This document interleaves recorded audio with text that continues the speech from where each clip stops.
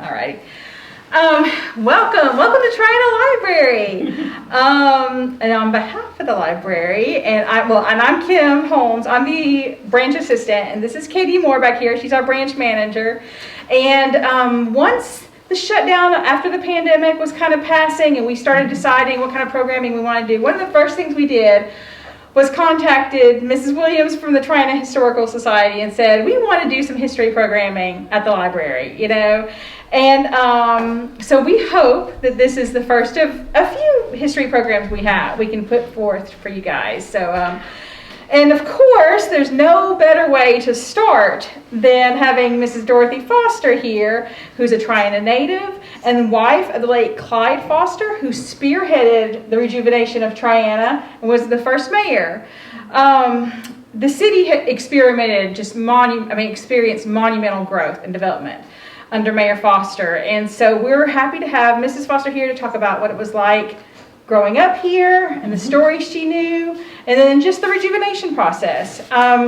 We've got these History of Triana books that Mrs. Foster put together, and we've got them back here on the table for the Triana Historical Society. And so before y'all go out, make sure you grab one today. And so some of the things I'm going to start ask Mrs. Foster about I kind of know from this book. So let's start, Mrs. Foster. You told us, and you mentioned the book, that you grew up listening to. Okay, you people want to start in the beginning. No, you want you're. You know, yeah. I got. Yes. But I got a little. Okay, that's what I want to say. Please start however you want to start. This is your day. Yeah. Okay.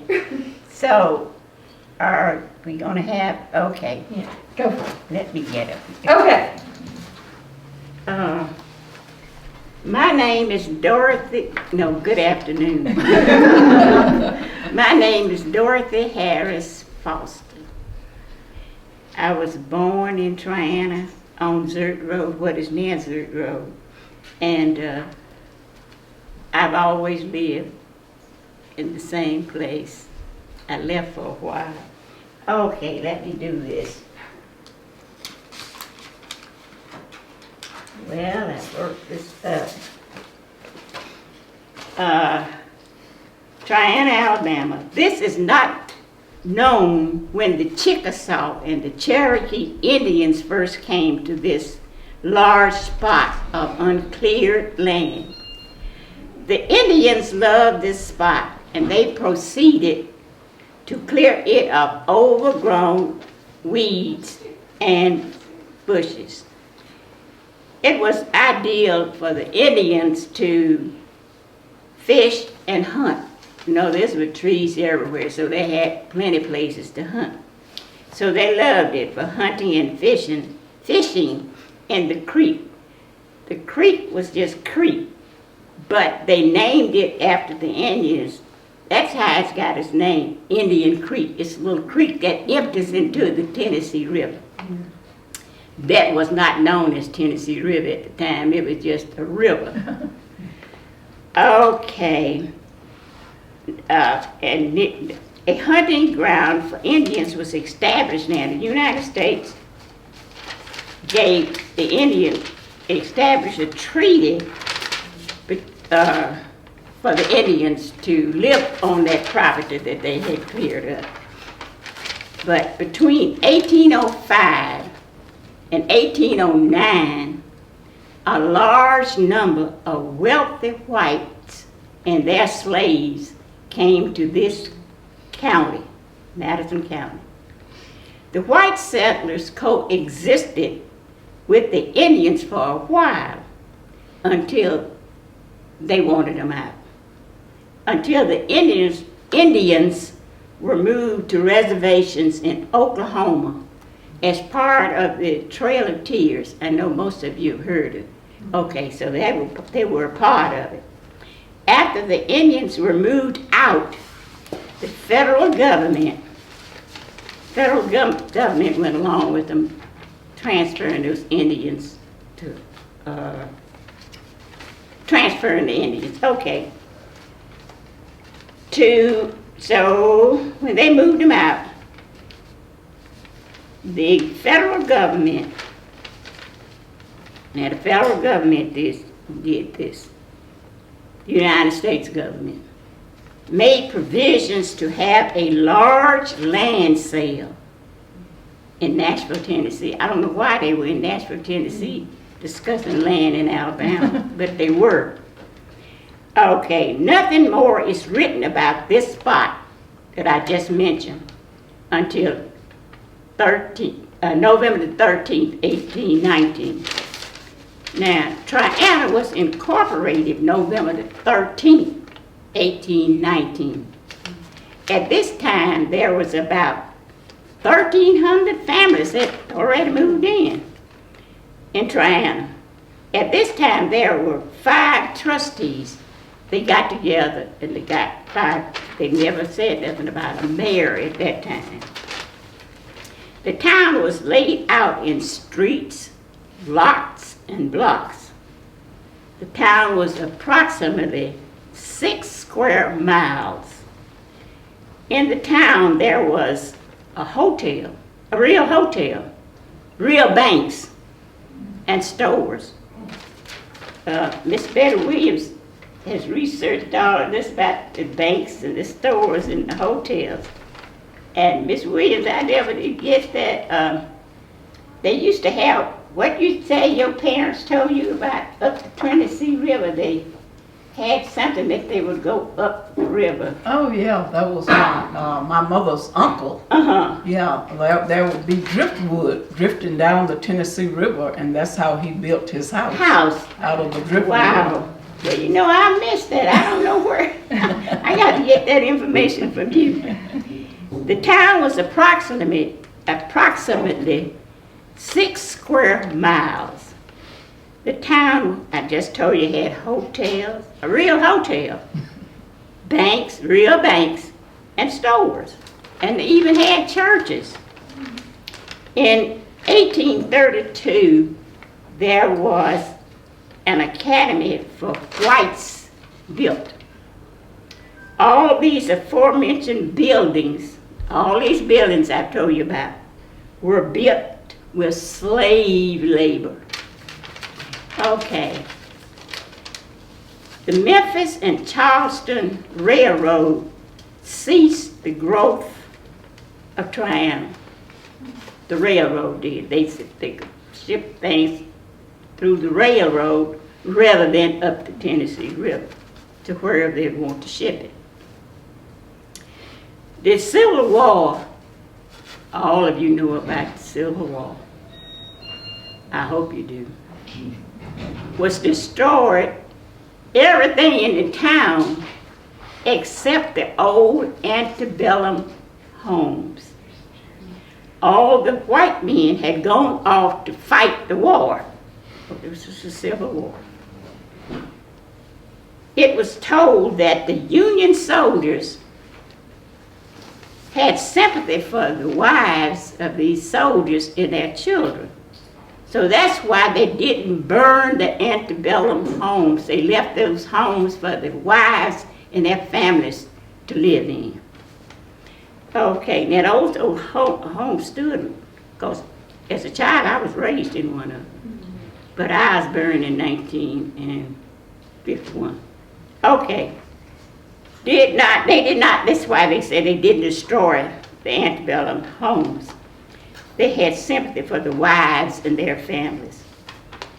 January 1st, 1863, President Abraham Lincoln, I'm pretty sure all of you know who this, Lincoln freed the slaves by issuing the Emancipation Proclamation. It wasn't until 1865 when the 13th Amendment to the United States Constitution was adopted.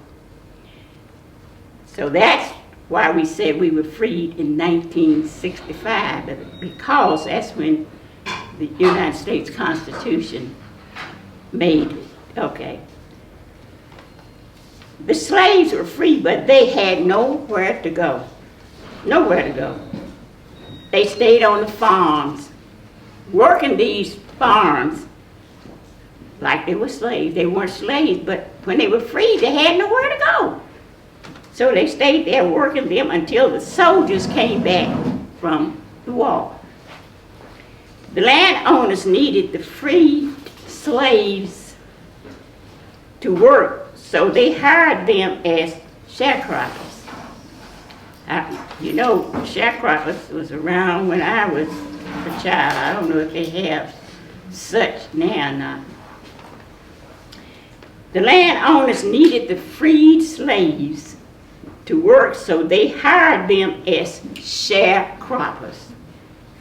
They hired some of them, saved some of their money, and they sold them little parcels of property, and they built their own little homes, because as slaves they would, and they still, after they were freed, they continued to live in these little shacks that they had them living in as slaves, because they had nowhere else to go. But like I said, some of them would save the money. They didn't spend it all. And they bought parcels of property from them. The prices of land, small pieces of land, and they built these little houses. So 1,200 blacks in the 1920s migrated north. 1,500 blacks migrated north. And in 1930, 2,500 migrated north. And in the 1940s, that was when they had 2,500. Life was hard for the blacks in the north. They thought they were going up there, we're free, we're going up there, you know, we're going to live, we're going to have everything. Wasn't nothing up there. I like to tell the story. My daddy was a farmer. After his daddy died, the property was left. So my dad called his brother. His brother had gone north too, to come back and say, help me do farm. Brother said, no, but my dad was doing better than him because he didn't have nothing after going there. Okay. You can find the complete history of Triana in this book if you buy it. If you don't, This one? yeah. Everything's in here. It is not known when the no, I'm sorry. I got back to my same page here. Okay. Let me see. I think I'm finished with all of this anyway. I'll start on some. Yeah, I'm finished with this. Let me go to the next here. This, I told you all of this. Okay. Now, what I'm going to do next is, let me get this together. Because it's all in the books, and I know everything.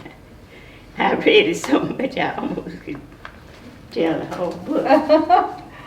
Okay. Now this is a question and answer. That's Miss Kim. Yeah. Okay. I'm going to start with that now. Okay. Let me see where's my question and answer page that you gave me. There it is. This is it. Yeah. I got so frustrated when I left my keys in the house. I know that'll just discombobulate you. Yeah. But you're more organized than I am. So. Okay. Now, I want to start with question 1. But I'll have to go through some things. That's fine. Okay. Give us the backstory you need to. Okay. And I believe I'm going to start with, question number 4. Okay. The question was, what brought you and your husband back to Triana after college, got finished college? So I'm going to start here. Clyde Foster, that was my husband, received a deferment from the United States military to go to college. So he spent those 4 years and he graduated from college. As soon as he graduated from college,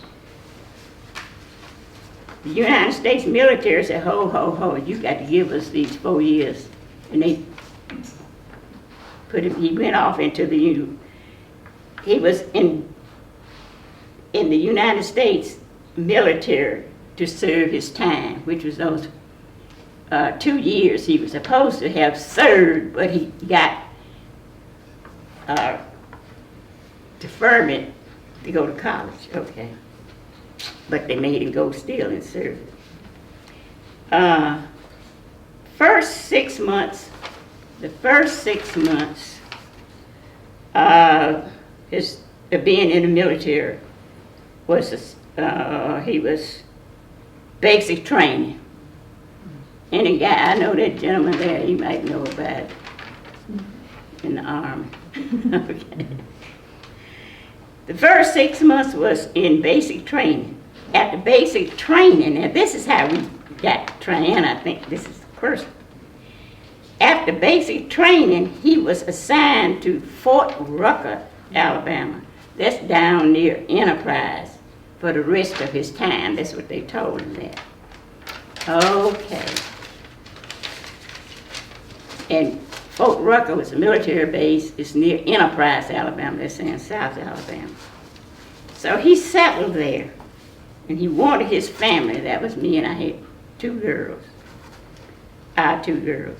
He wanted his family to move to Enterprise. So we moved down there. We moved to Enterprise, and I met a real nice lady that was from, she was a school teacher there in Enterprise. She was from Tuscumby, Alabama. We met up, she said, we're from the same area. I said, yes, we are. So we were just good friends. And she had this big house, and she had divorced her husband, and nobody lived in the house but her and her daughter. So we were happy. So what we did, we rented space from her in her home. And it was just like living at home, because we got in the floor, her daughter, and would play cards. And till today, I don't know how to play cards. I think I know one from the other. Okay. We were happy enjoying it there. We had a nice lady and everything. Then the military decided to send him to Germany for his last year. So that means I came back to Triana to live with my father, mother, and my grandmother. We were all in the house. There was nothing to do. No television. We had a battery-powered radio. And say, well, why didn't you had electricity? We had no plugs in the house. So we couldn't use it. So it was battery-powered. And to listen to it, I read. Only thing they had on the station that we could get, they would have local news and national news. And then they had country and western music. Okay, I still like some of that country and western. Y'all laugh at me if you want to. So, that's all we had with this radio to listen to. My dad was a farmer, and he subscribed to all farm books. But in those farm books were other articles about other stuff. So I just started reading my dad's book. So I read all of them. My dad also subscribed to the Huntsville Times newspaper. There was no paper delivery then. The paper that you subscribed to had to be brought by the postman, the regular postman, and it was always late. So Wednesday's paper, we got it on Thursday, etc. So, but that's okay. We still got, and I read it, but I couldn't read it. My dad and my grandmother taught herself how to read, and she told me, and she was reading so fluently. I said, "Grandma, how did you learn how to read? Everybody else didn't have no." She said, I taught myself. But I never got around to asking her, how did you teach yourself? And my dad and everything, they sit down. And I read this paper after they would let me have it. What a great town Triana was. I asked, well, where is everything? They said the Union soldiers, the northern soldiers, well, whatever you want to call them, burned everything. They burned it, and they didn't burn those big homes, those big antebellum houses. They didn't burn any of those. They had burned everything but the antebellum homes. I never wrote any of this down. I never wrote nothing down on paper. What they were telling me about Triana, I just remembered it. And I don't know why I could remember all that stuff. I remember all they said. Dad loved to learn about foreign countries. My daddy taught himself. He loved to read about what they were doing in other countries. So when Clyde returned from Germany, my dad wanted to hear about Germany. So Clyde had to sit down and tell him everything going on. And I said, oh my goodness. I didn't even know because I had never asked Clyde. I was just glad he was back home. The next day I told my dad, I said, tell him about Triana. He continued to tell him about Triana. Clyde was so intrigued by this story of Triana that it made him want to learn more. He decided to go to the Madison County Courthouse to look up more. There was nothing, very little there. So he said, let's the two of us go down to Montgomery to the Department of Archives and History. We found everything about Triana. Oh, they had everything. Clyde found the Triana Charter had never, and doing this he found that the Triana Charter had never been dissolved. So we came back home, went to church following Sunday. Clyde got up in church, asked the pastor if he could make an announcement. The pastor said yes. So he said, he was telling the congregation there, which was few, but they could pass it on to others, was still a town. It needed to be, and he said, was still a town, it needed to be rejuvenated. The citizens of Triana formed a petition to rejuvenate it. And it was presented, they went to the Madison County probate judge. And judge, was nice, it was right. The judge approved the petition and the town was rejuvenated. 5 council members and a mayor were named. Okay, I think I have finished that section. Seemed like I have. You're doing great. I'm loving it. And let me see what was my next one here. Nope, that's not that one. This one, now, my dad and my mother were farmers, and believe me, my mother worked on the farm. She wasn't, my grandmother did, and grandmother did all the cooking and stuff like that, so my mother went to the farm. Okay, went out on the farm and worked. My dad and mother were farmers. They farmed several hundred acres of land. We as children worked on the farm when we worked in school. We'll get to this little schoolhouse. We picked and chopped cotton. Believe me, we did. During the season, it was due. Whenever cotton was due, and the government worked out something that you could go to school in the summertime. so could be in the cotton field in the fall. They did what they wanted to do. Anyway, we picked and chopped cotton. During the season it was due. My brothers drove tractors wherever it was needed. I did not like the farm work at all. I hated it. Okay, and I tell you, when I told my dad I wasn't going back to the cotton field anymore.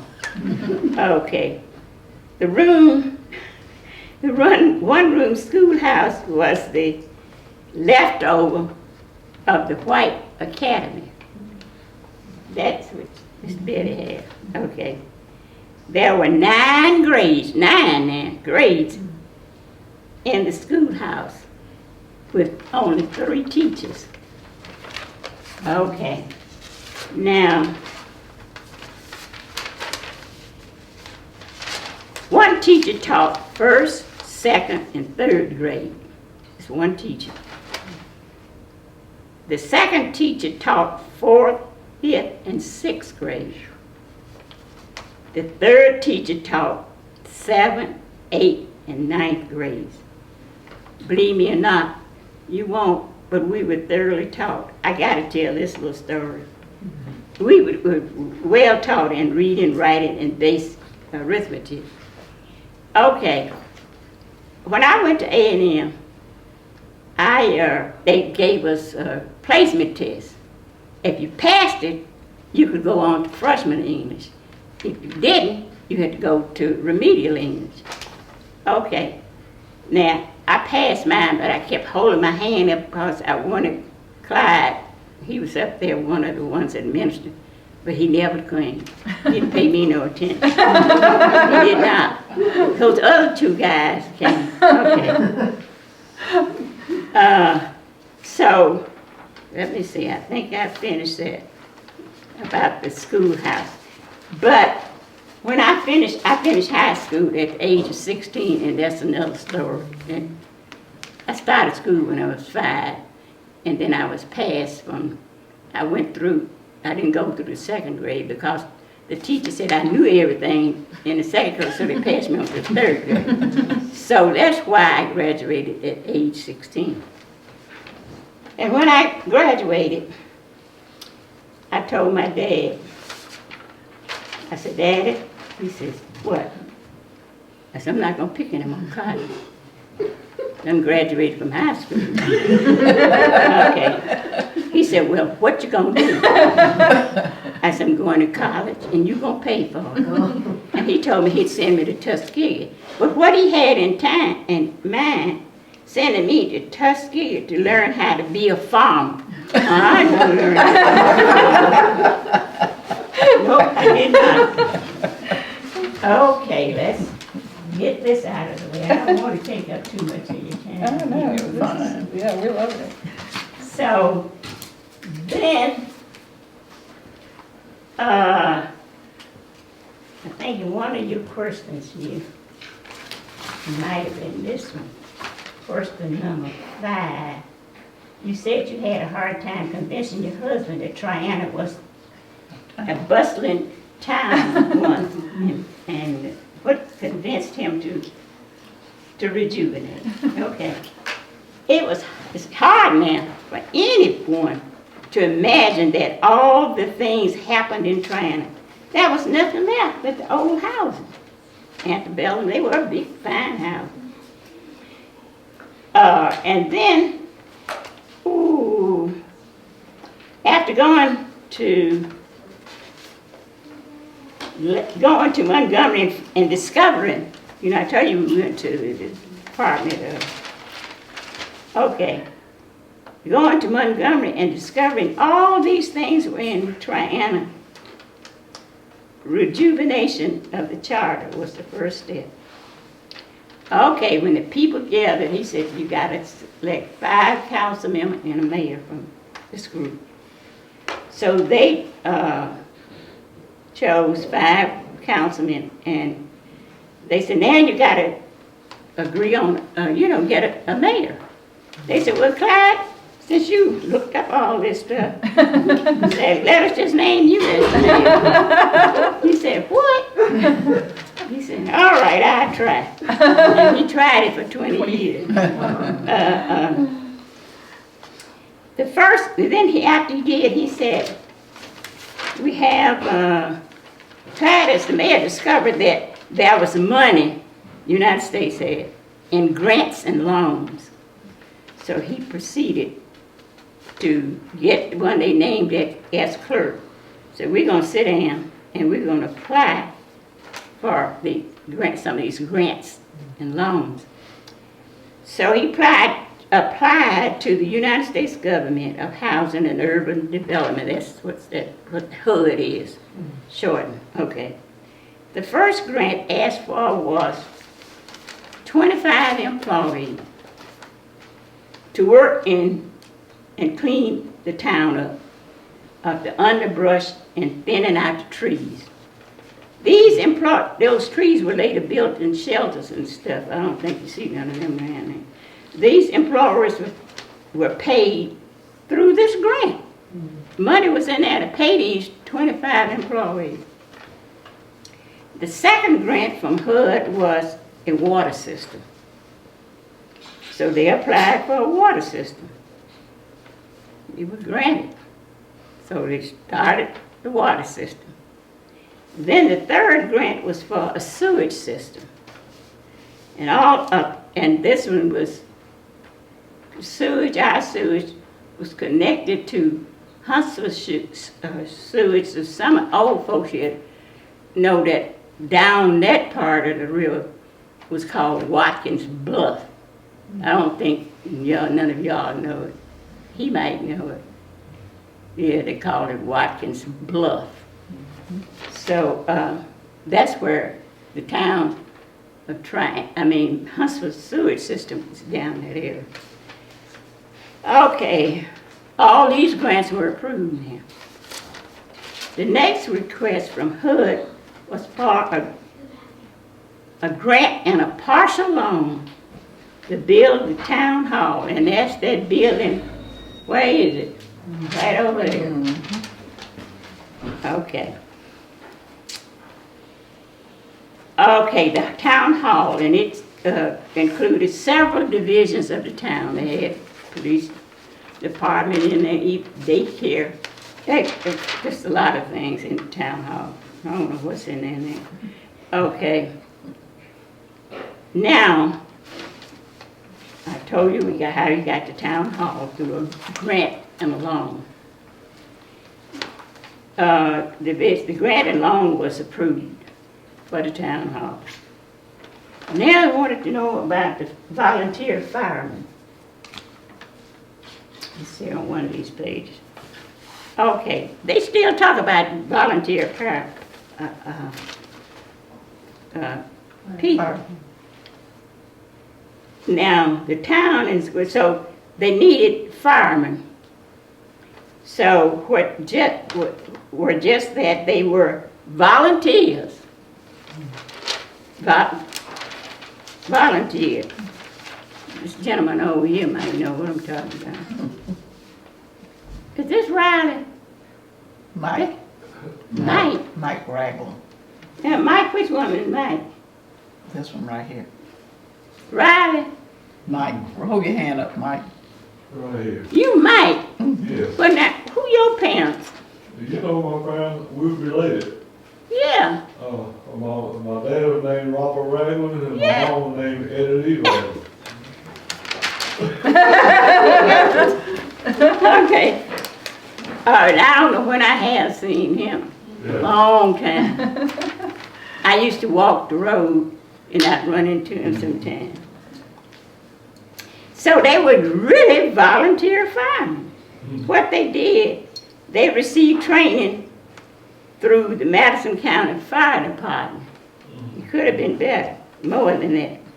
Their credentials were checked out. You know, they checked them out. They couldn't just let you be a fireman and not know who you are. And were checked out to make them eligible.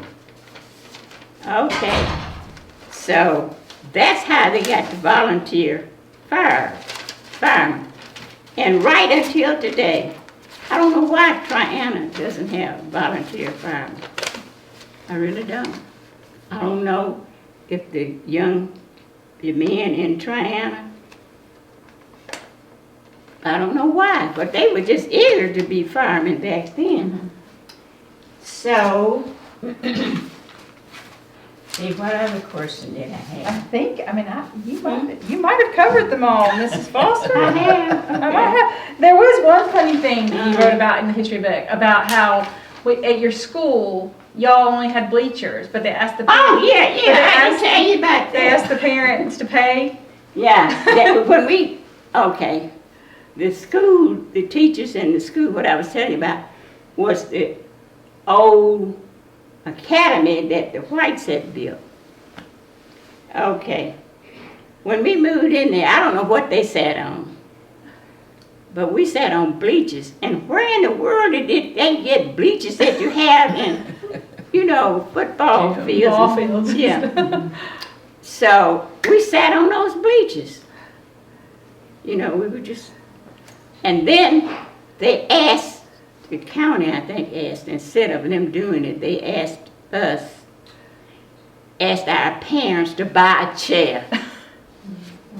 And if the parents could afford it, they bought a chair. And the chairs were $5 each.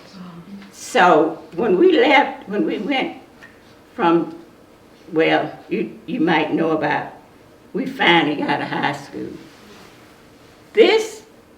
What happened is, we finished the 9th grade. And a lot of them, we didn't have council training. They said, those guys didn't go to school anymore, because my 2 brothers, after they didn't. So the county, you know what, this is something. Now everybody getting Council High was a city school, Huntsville City School, and only the kids that lived in Huntsville could go to Council High. So all of the black kids in Madison County had nowhere to go. So the county, I guess, whatever, they built what is called council training. It's down at the foot of Alabama A&M. The building's still there.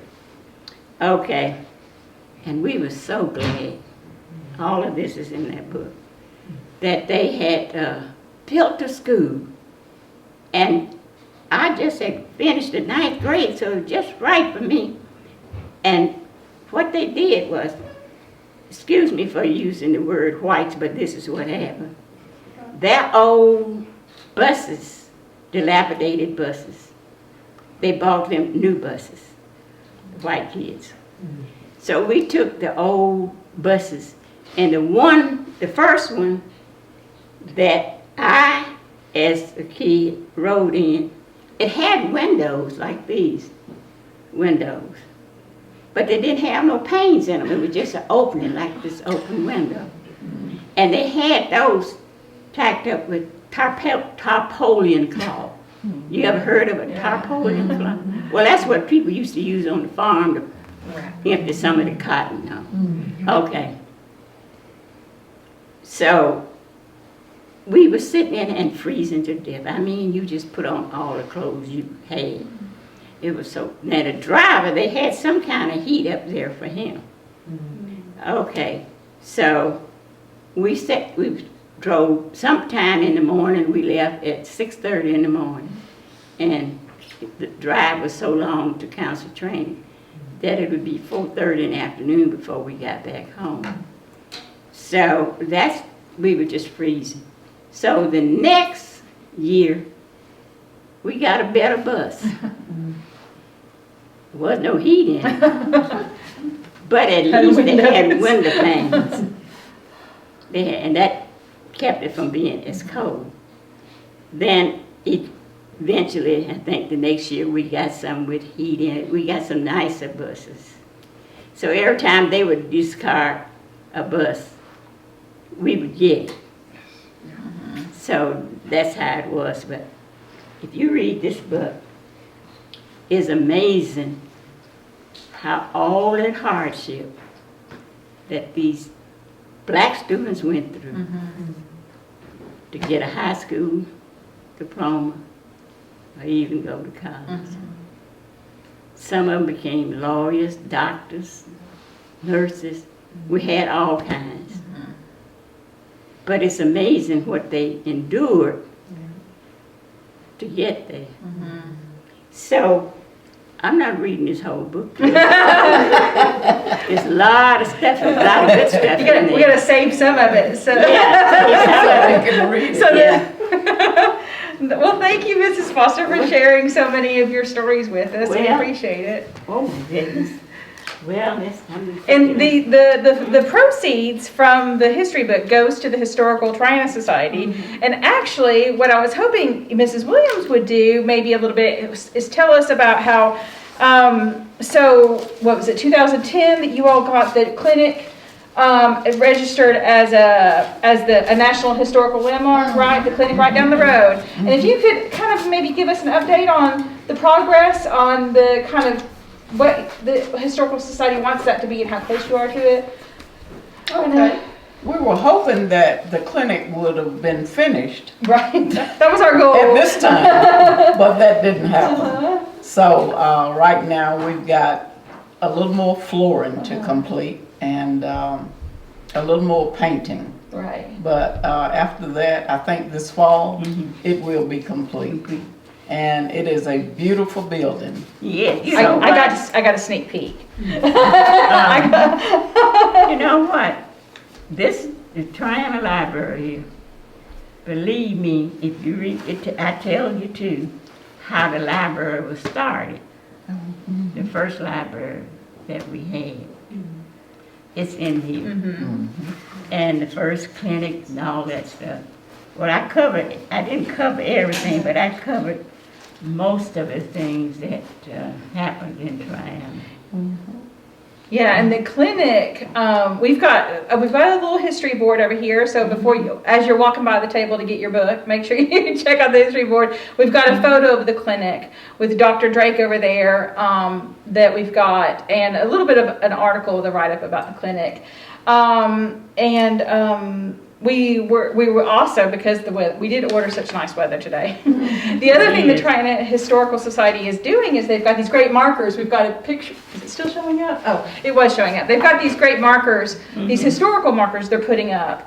And so when you leave here, if you want to drive by and see the clinic, you can also, on the other side of the park, you'll see the first historical marker. And we're hoping to keep, we're going to have maps here with those places pointed on the map. So anytime you want to come by the library, we can give you a map and you can go on your own little tour of the history of Triana. They've got, how many more you all have to put in place? 2 more markers, I think? We've got 2 more, and then there'll be 2 more after that. these. Okay. Yes. So we're hoping to continue this and also have that information available to you all. So how about we give Mrs. Foster here a round of applause. Thank you so much. Learn a lot more. Yeah, and you can join the Triana Historical Society too before you leave, and then explore the markers we have now, and then make sure you come back and see the maps as we add more, and we have more programming, more history. So we thank y'all for coming today. Thank you. Yeah. Very good. Thank you. Yeah.